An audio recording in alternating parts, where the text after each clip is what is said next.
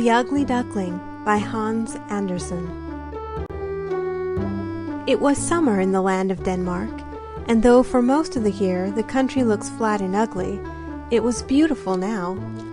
The wheat was yellow, the oats were green, the hay was dry and delicious to roll in, and from the old ruined house which nobody lived in, down to the edge of the canal, was a forest of great burdocks, so tall that a whole family of children might have dwelt in them and never have been found out. It was under these burdocks that a duck had built herself a warm nest, and was now sitting all day on 6 pretty eggs. 5 of them were white, but the 6th, which was larger than the others, was of an ugly gray color. The duck was always puzzled about that egg and how it came to be so different from the rest. Other birds might have thought that when the duck went down in the morning and evening to the water to stretch her legs in a good swim, some lazy mother might have been on the watch and have popped her egg into the nest. But ducks are not clever at all, and are not quick at counting. So this duck did not worry herself about the matter, but just took care that the big egg should be as warm as the rest. This was the first set of eggs that the duck had ever laid, and, to begin with, she was very pleased and proud, and laughed at the other mothers, who were always neglecting their duties to gossip with each other, or to take little extra swims besides the 2 in the morning and evening that were necessary for health. But at length she grew tired of sitting there all day. "Surely eggs take longer hatching than they did," she said to herself, and she pined for a little amusement also. Still, she knew that if she left her eggs and the ducklings in them to die, none of her friends would ever speak to her again. So there she stayed, only getting off the eggs several times a day to see if the shells were cracking, which may have been the very reason why they did not crack sooner. She had looked at the eggs at least 150 times when, to her joy, she saw a tiny crack on 2 of them, and scrambling back to the nest, she drew the eggs closer the one to the other, and never moved for the whole of that day. Next morning she was rewarded by noticing cracks in the whole 5 eggs, and by midday 2 little yellow heads were poking out from the shells. This encouraged her so much that, after breaking the shells with her bill so that the little creatures could get free of them, she sat steadily for a whole night upon the nest, and before the sun rose the 5 white eggs were empty, and 10 pairs of eyes were gazing out upon the green world. Now the duck had been carefully brought up, and did not like dirt, and besides, broken shells are not at all comfortable things to sit or walk upon. So she pushed the rest out over the side, and felt delighted to have some company to talk to till the big egg hatched. But day after day went on, and the big egg showed no signs of cracking, and the duck grew more and more impatient, and began to wish to consult her husband, who never came. "I can't think what is the matter with it," the duck grumbled to her neighbor, who had called in to pay her a visit. "Why, I could have hatched 2 broods in the time that this one has taken." "Let me look at it," said the old neighbor. "Ah, I thought so. It is a turkey's egg. Once, when I was young, they tricked me to sitting on a brood of turkey eggs myself, and when they were hatched, the creatures were so stupid that nothing would make them learn to swim. I have no patience when I think of it." "Well, I will give it another chance," sighed the duck, "and if it does not come out of its shell in another 24 hours, I will just leave it alone and teach the rest of them to swim properly and to find their own food. I really can't be expected to do 2 things at once." And with a fluff of her feathers, she pushed the egg into the middle of the nest. All through the next day she sat on, giving up even her morning bath for fear that a blast of cold might strike the big egg. In the evening, when she ventured to peep, she thought she saw a tiny crack in the upper part of the shell. Filled with hope, she went back to her duties, though she could hardly sleep all night for excitement. When she woke with the first streaks of light, she felt something stirring under her. Yes, there it was at last. And as she moved, a big, awkward bird tumbled head foremost to the ground. There was no denying it was ugly. Even the mother was forced to admit that to herself, though she only said it was large and strong. "You won't need any teaching when you are once in the water," she told him, with a glance of surprise at the dull brown which covered his back, and at his long naked neck. And indeed he did not, though he was not half so pretty to look at as the little yellow balls that followed her. When they returned, they found the old neighbor on the bank waiting for them to take them into the duck yard. "No, it is not a young turkey, certainly," whispered she in confidence to the mother. "For though it is lean and skinny and has no color to speak of, yet there is something rather distinguished about it, and it holds its head up well." "It is very kind of you to say so," answered the mother, who by this time had some secret doubts of its loveliness. "Of course, when you see it by itself it is all right, though it is different somehow from the others. But one cannot expect all one's children to be beautiful." By this time they had reached the center of the yard, where a very old duck was sitting, who was treated with great respect by all the fowls present. "You must go up and bow low before her," whispered the mother to her children, nodding her head in the direction of the old lady, "and keep your legs well apart, as you see me do. No well-bred duckling turns in its toes. It is a sign of common parents." The little ducks tried hard to make their small fat bodies copy the movements of their mother, and the old lady was quite pleased with them. But the rest of the ducks looked on discontentedly and said to each other, "Oh dear me, here are ever so many more. The yard is full already. And did you ever see anything quite as ugly as that great tall creature? He is a disgrace to any brood. I shall go and chase him out." So saying, she put up her feathers, and running to the big duckling, bit his neck. The duckling gave a loud quack. It was the first time he had felt any pain, and at the sound his mother turned quickly. "Leave him alone," she said fiercely, "or I will send for his father. He was not troubling you." "No, but he is so ugly and awkward, no one can put up with him," answered the stranger. And though the duckling did not understand the meaning of the words, he felt he was being blamed, and became more uncomfortable still when the old Spanish duck who ruled the fowl yard struck in. "It certainly is a great pity he is so different from these beautiful darlings. If he could only be hatched over again."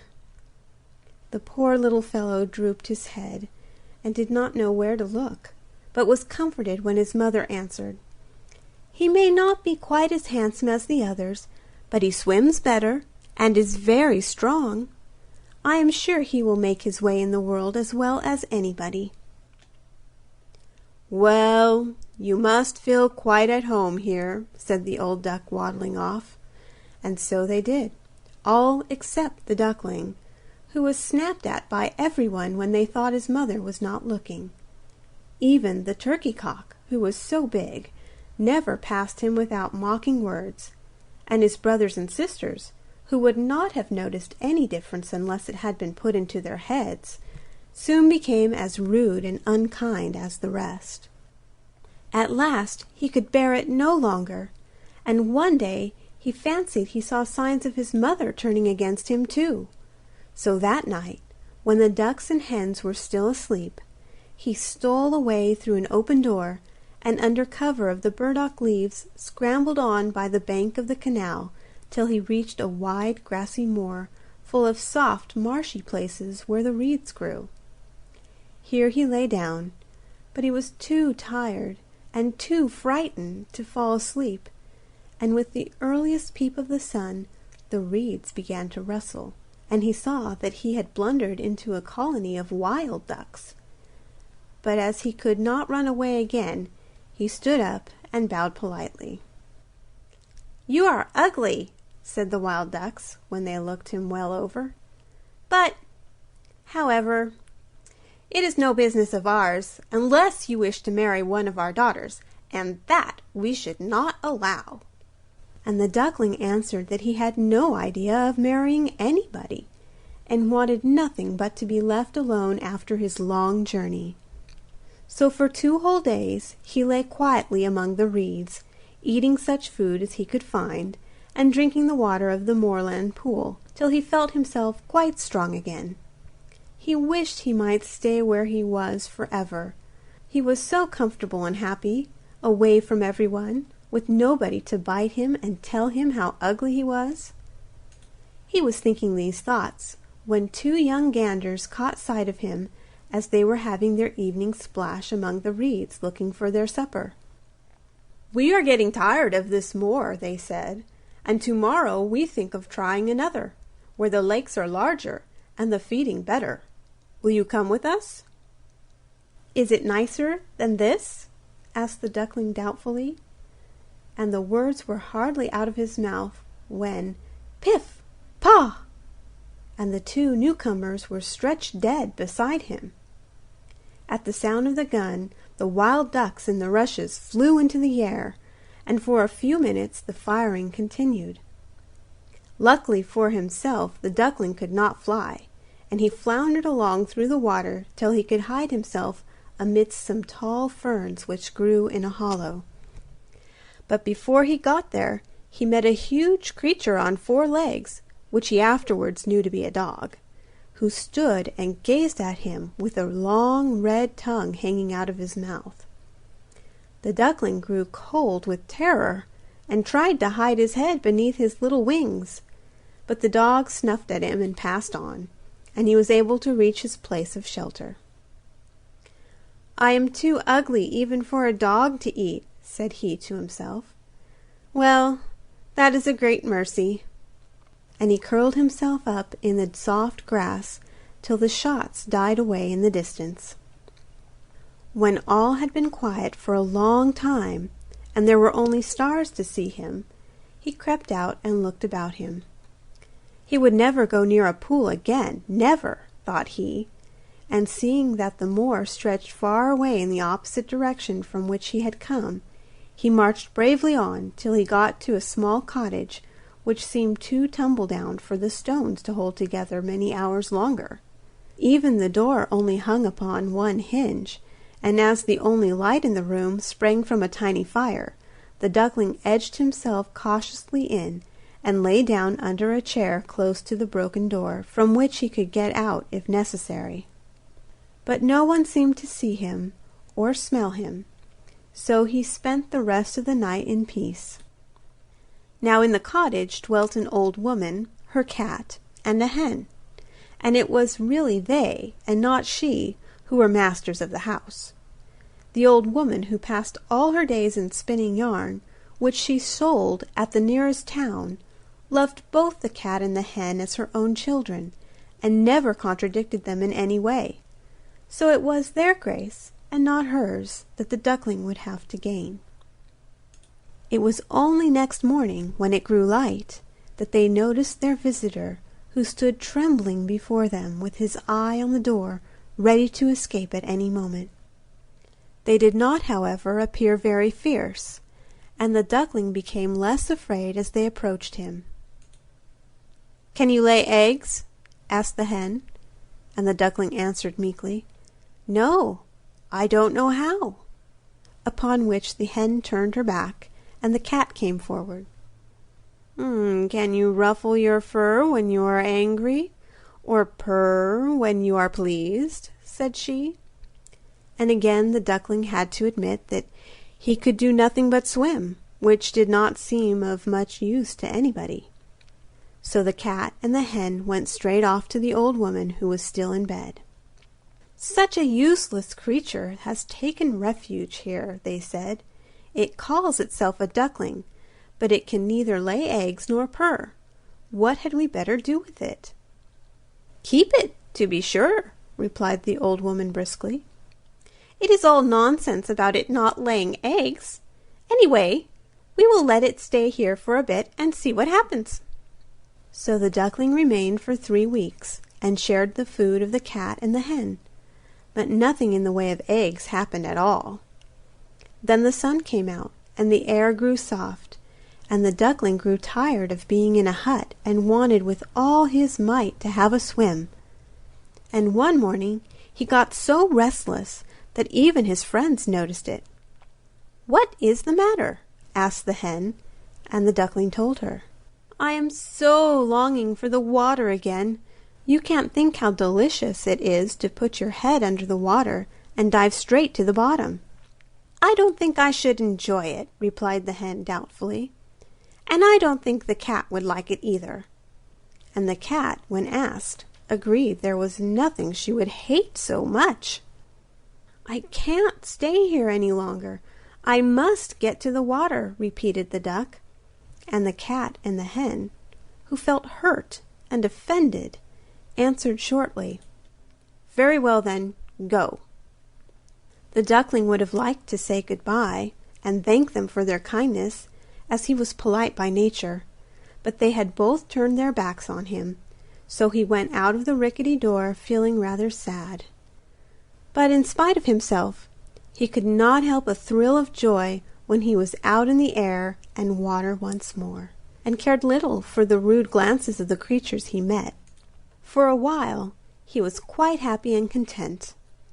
But soon the winter came on, and snow began to fall, and everything to grow very wet and uncomfortable. And the duckling soon found that it is one thing to enjoy being in the water, and quite another to like being damp on land.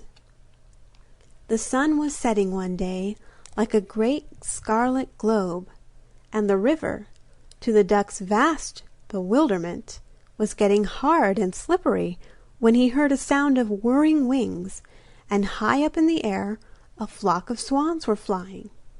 They were as white as snow which had fallen during the night, and their long necks with yellow bills were stretched southwards, for they were going, they did not know quite whither, but to a land where the sun shone all day. Oh, if he only could have gone with them! But that was not possible, of course, and besides, what sort of companion could an ugly thing like him be to those beautiful beings? So he walked sadly down to a sheltered pool and dived to the very bottom, and tried to think it was the greatest happiness he could dream of, but all the same, he knew it wasn't. And every morning it grew colder and colder, and the duckling had hard work to keep himself warm. Indeed, it would be truer to say that he never was warm at all. And at last, after one bitter night, his legs moved so slowly that the ice crept closer and closer, and when the morning light broke, he was caught fast as in a trap, and soon his senses went from him. A few hours more and the poor duckling's life had been ended, but by good fortune a man was crossing the river on his way to his work, and saw in a moment what had happened. He had on thick wooden shoes, and he went and stamped so hard on the ice that it broke, and then he picked up the duckling and tucked him under his sheepskin coat, where his frozen bones began to thaw a little. Instead of going on his work, the man turned back and took the bird to his children, who gave him a warm mess to eat and put him in a box by the fire, and when they came back from school he was much more comfortable than he had been since he had left the old woman's cottage.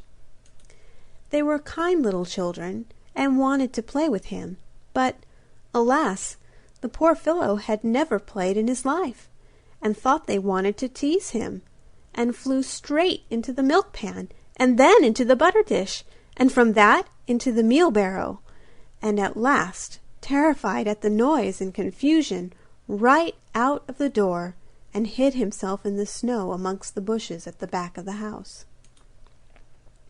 He never could tell afterwards exactly how he had spent the rest of the winter. He only knew that he was very miserable, and that he never had enough to eat. But by and by things grew better. The earth became softer, the sun hotter, the birds sang, and the flowers once more appeared in the grass.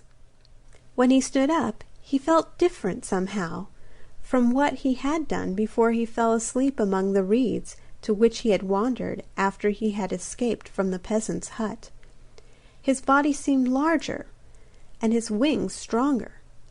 Something pink looked at him from the side of a hill. He thought he would fly towards it and see what it was.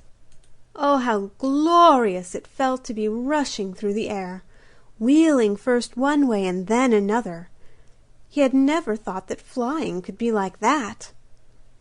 The duckling was almost sorry when he drew near the pink cloud and found it was made up of apple blossoms growing beside a cottage whose garden ran down to the banks of a canal. He fluttered slowly to the ground and paused for a few minutes under a thicket of syringas, and while he was gazing about him, there walked slowly past a flock of the same beautiful birds he had seen so many months ago. Fascinated, he watched them one by one step into the canal and float quietly upon the waters as if they were part of them. "I will follow them," said the duckling to himself.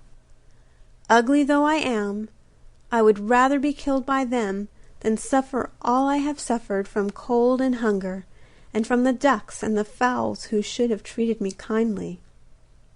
And flying quickly down to the water, he swam after them as fast as he could. It did not take him long to reach them, for they had stopped to rest in a green pool shaded by a tree whose branches swept the water. And directly they saw him coming, some of the younger ones swam out to meet him with cries of welcome, which again the duckling hardly understood. He approached them glad, yet trembling, and turning to one of the older birds, who by this time had left the shade of the tree, he said, "If I am to die, I would rather you should kill me. I don't know why I was ever hatched, for I am too ugly to live." And as he spoke, he bowed his head and looked down into the water. Reflected in the still pool, he saw many white shapes with long necks and golden bills, and without thinking, he looked for the dull gray body and the awkward skinny neck. But no such thing was there. Instead, he beheld beneath him a beautiful white swan. "The new one is the best of all," said the children when they came down to feed the swans with biscuit and cake before going to bed. "His feathers are whiter, and his beak more golden than the rest." And when he heard that, the duckling thought that it was worth while having undergone all the persecution and loneliness that he had passed through, as otherwise he would never have known what it was to be really happy. End of The Ugly Duckling by